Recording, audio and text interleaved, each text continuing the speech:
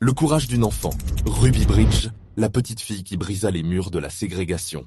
Le 14 novembre 1960, à la Nouvelle-Orléans, Louisiane, une petite fille de 6 ans, Ruby Bridges, fit son entrée à l'école élémentaire William Franz, une institution jusqu'alors strictement réservée aux enfants blancs. Elle devint ainsi la première élève afro-américaine à fréquenter une école all-white dans le sud des États-Unis, sous escorte permanente de marshals fédéraux, dans un climat de haine, de cris et d'insultes.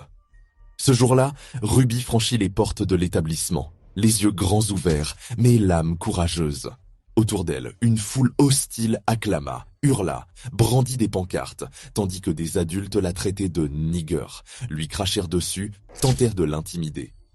Mais elle resta stoïque. Ses parents avaient accepté le risque. Son professeur, seul face à l'élève, prit le pari de l'enseigner. Ce moment peut paraître simple aujourd'hui, mais il représentait un tournant majeur. Ce n'était plus seulement un combat pour l'accès à l'éducation, mais un symbole éclatant de la lutte pour les droits civiques, pour l'égalité, pour que la couleur de la peau ne soit plus un obstacle à l'apprentissage.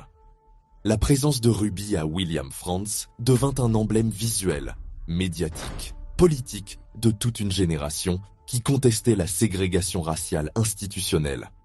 L'acte, bien que localisé, eut des répercussions planétaires.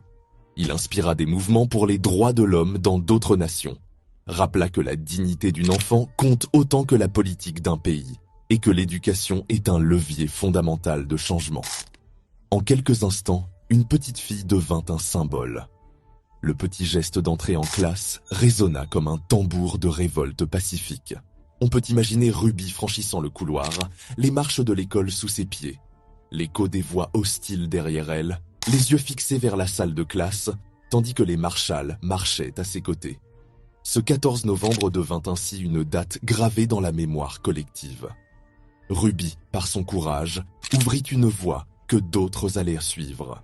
Au fil du temps, on s'est rendu compte que ce jour-là, l'éducation n'était plus un privilège réservé à certains.